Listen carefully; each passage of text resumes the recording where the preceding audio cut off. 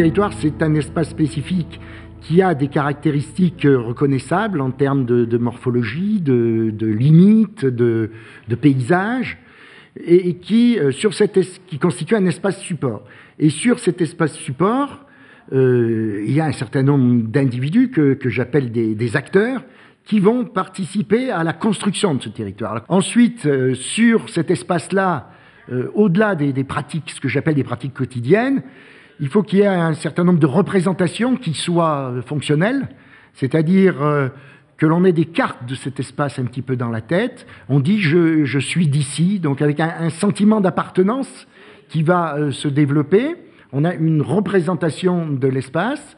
Et puis la troisième dimension, c'est qu'il y ait en même temps des actions d'intervention qui vont être menées par des élus, qui vont être menées par des acteurs privés, par des mouvements associatifs. Si ces trois éléments sont présents et sont mis en système, les uns avec les autres, on peut espérer avoir un territoire qui soit digne de ce nom-là. Donc, tout espace qui fonctionne comme un territoire, il est ouvert vers l'extérieur.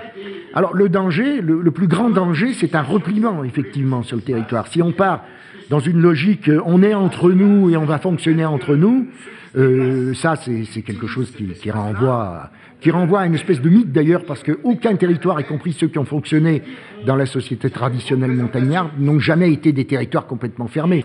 Mais en l'occurrence, je parle de l'identité d'un territoire qui peut être construit sur des processus culturels, sur des processus historiques, si on a un petit peu du temps long sur un espace donné et sur un territoire qui fonctionne. On peut s'appuyer sur ce temps long pour construire des éléments identitaires. Bon, si on prend le cas de la Chartreuse, il est évident que la présence du monastère avec cette dimension de spiritualité et un certain nombre de valeurs associées à cela, c'est quelque chose qui vient quand même de loin, de quelques centaines d'années, bientôt un millénaire, mais qui imprègne le massif et qui peuvent être utilisées ensuite, les valeurs associées, qui peuvent être utilisées comme éléments à la fois de promotion à l'extérieur, de reconnaissance à l'extérieur, et aussi bien comme levier économique, à la fois comme levier sur la population pour attirer des populations, qu'elles soient résidentes permanentes ou qu'elles soient résidentes temporaires au travers de l'activité touristique, ou comme levier historique au travers de la marque, d'un label, de tout ce qu'on veut, Chartreuse, qui va être utilisé par les acteurs économiques, qu'ils soient publics ou privés, pour essayer de promouvoir ce territoire-là. Les limites sont des choses dynamiques, c'est-à-dire elles sont inscrites dans le temps. Et j'ai insisté là-dessus durant la conférence, elles dépendent beaucoup de la manière dont les acteurs vont s'emparer de ces limites. Il n'y a pas que des acteurs locaux, bien sûr, par rapport au territoire. Il y a tous les acteurs de rang supérieur, qui eux aussi ont un certain nombre de visées sur ces limites. La question à se poser, c'est est-ce qu'avec ces nouvelles limites, on va être capable de construire du territoire? C'est ça la bonne question. C'est-à-dire, sur tout territoire digne de ce nom, les acteurs sont capables de reconnaître et de mettre en valeur un certain nombre de ressources. En Chartreuse, c'est le bois, c'est clair. Il y a une dimension historique, il y a une dimension économique, il y a une dimension touristique, il y a une dimension même de service au travers du bois, de la construction, tout ce qu'on veut. Est-ce qu'on est capable de prendre à bras-le-corps cette activité-là, de la transformer en ressources? Et une fois qu'on a identifié un certain nombre de ressources sur ce territoire, de construire ce qu'on appelle un panier de biens et de services. Ça va être un produit fermier, ça va être une route des savoir-faire, ça va être une pratique industrielle spécifique, de les mettre en synergie avec aussi des biens publics, c'est-à-dire le fait que le réseau routier est bien accessible, le fait que la dimension étatique est bien présente au travers de services, la poste, la gendarmerie, le déneigement, enfin bref, certains services, l'école bien sûr. Donc je crois qu'il est possible potentiellement de construire un panier de biens chartreux. Je pense qu'aujourd'hui ça ne fonctionne pas comme ça. Ça fonctionne avec des activités disséminées qui s'appuient effectivement sur l'image chartreuse, mais les biens et services sont présents, le panier est là, mais il est vide. Maintenant, il faut que l'ensemble des acteurs publics et privés arrivent à remplir le panier.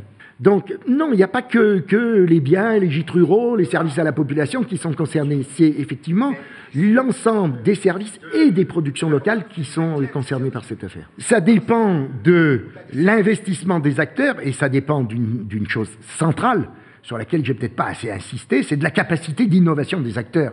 c'est évident qu'on ne va pas vouloir être capable à la fois de s'appuyer sur des images qui sont uniquement des images passéistes, et puis de s'appuyer sur des produits qui sont également des produits venus du fin fond des temps. Il va falloir créer des produits, il va falloir aussi construire des images qui collent avec la vie actuelle du territoire. Hein. Si vous avez un territoire qui est capable d'accueillir de la population, de faire venir de la matière grise, pas de la matière grise au sens vieillissement de la population, mais de la matière grise au point de vue intellectuel, des gens qui sont innovateurs, mais qui peuvent être des manuels ou des gens issus de professions intellectuelles, ça n'a rien à voir les deux choses. Enfin, si elles ont à voir, elles peuvent être toutes les deux innovatrices. C'est bien là-dessus qu'il faut s'appuyer. Et votre panier de biens, il n'est pas donné une fois pour toutes, il n'est pas appuyé uniquement sur le passé, il est appuyé aussi sur l'innovation et sur des choses qui apparaissent dans le territoire. Si votre territoire, tout d'un coup, supposons, pour une raison XY, il devient un territoire très favorable à l'émergence de, je ne sais pas moi, de l'électronique, de l'informatique, on peut imaginer des choses qui sont transposables en espace rural, des espèces de...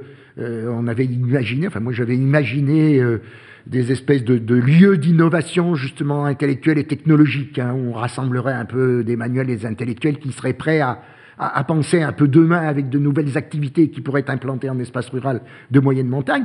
C'est évident que le panier, ça va rentrer dans le panier de biens. Alors cette question de l'innovation, elle renvoie au monde urbain. Pourquoi? Parce qu'on a l'habitude de dire, c'est pareil, il y a des discours ambiants qui sont largement répandus. C'est en milieu urbain qu'il y a de l'innovation. En milieu rural, il n'y a pas d'innovation, bien sûr. C'est en milieu urbain qu'il y a des gens dynamiques. Il faut faire grossir ce monde urbain en métropole. Aujourd'hui, c'est la dernière trouvaille, pour qu'on assemble toutes ces capacités innovatrices et que vraiment il y a un vivier là qui soit important. Et puis le monde rural, ce sera un espace de détente, de loisirs, de résidence, bref. Mais on ne le traitera pas en tant que tel. Moi, je suis opposé à cette vision caricaturale et uniformisatrice qui fait qu'on est incapable d'imaginer d'abord que le rural actuel, qui n'a plus grand-chose à voir, c'est vrai, avec le rural, comme on disait, de la civilisation traditionnelle agro-pastorale, c'est évident, que ce rural actuel, il a des capacités d'innovation énormes, et il a des capacités d'innovation d'autant plus fortes qu'il est à proximité de centres urbains innovants. Et c'est le cas de la Chartreuse pour Grenoble, ou pour la partie nord, même par rapport à Chambéry, voire pour la partie ouest par rapport à Lyon. Il y a là du potentiel. Et ensuite, on rentre dans un processus de négociation avec le monde urbain, et on rentre dans un processus de partenariat. Un panier de biens bien construit, bien articulé, évolutif aussi. Hein. Plus il va être reconnu comme tel, à la fois en termes d'image, de pratique, au plan économique, au plan plus culturel, et plus il va être à même de rentrer dans un processus de négociation avec ces centres urbains de proximité, avec la métropole l'Agglo de Chambéry, avec la métropole de Lyon, avec la métropole grenobloise, parce qu'il aura quelque chose à... ça sera du donnant-donnant, du gagnant-gagnant, il aura quelque chose à négocier, il aura quelque chose à proposer aux citadins. Chacun y trouvera son bonheur. Voilà pour une conclusion un petit peu optimiste.